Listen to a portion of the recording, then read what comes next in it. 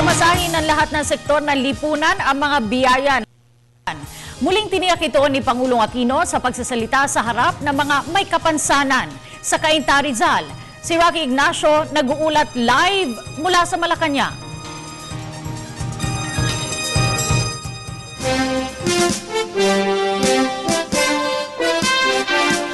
Maraming salamat, Cathy. Tiniyak nga ni Pangulong Aquino ang paglalatag pa ng mga programa para palakasin ang kakayahan ng mga persons with disabilities. Kinikilala kasi ni Pangulong Aquino ang mahalagang kontribusyon ng mga ito sa lipunan.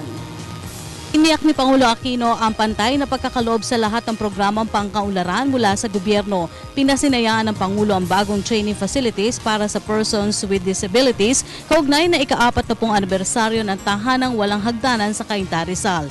Ayon sa Pangulo, hakbang ito ng pagbibigay halaga sa kontribusyon ng mga PWD sa lipunan.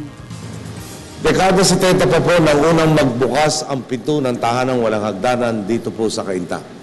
Mula sa wagas na malasakit na dedikasyon ni Sister Valeriana Bartz, hindi lamang bukas palad na tinatanggap at tinaarugahan ng mga pasilyo't silid ng tahanang ito nating may kapansanan, kanlungan din itong nagbibigay lakas sa kanilang iangat ang sarili at silungang naglilinang ng kanilang kakayahang makibahagi sa pagpapaunlad ng lipunan.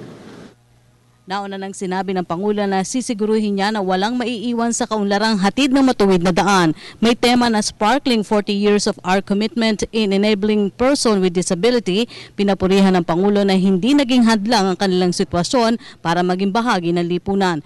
Pinarangalan ng Pangulo sina Adeline Dumapong ng Kayangan Ifugao, Rex Bernardo ng Daig Camarines, Domingo Literal ng Sorsogon, Dr. Enrique Ampo ng Cagayan de Oro City, Edward de los Santos ng Benguet at Engineer Felix Gonzalez Sr. ng Bulacan.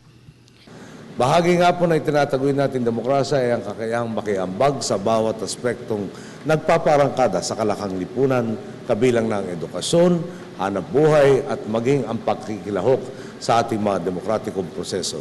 Kaya naman, tagumpay din po natin may tuturing ngayon, mayroon ng isang party list na accredited ng COMELEC ang kayang isatinig ang karapatan at kapakanan ng PWD sector.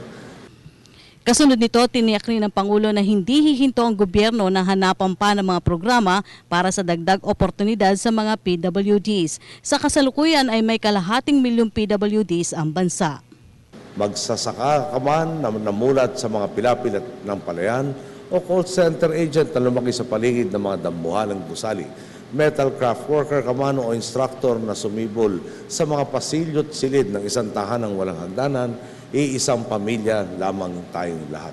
Pantay-pantay, hindi nag-iiwanan at inaangat ang bawat isa tungo sa katuparan ng ating mga pangarap.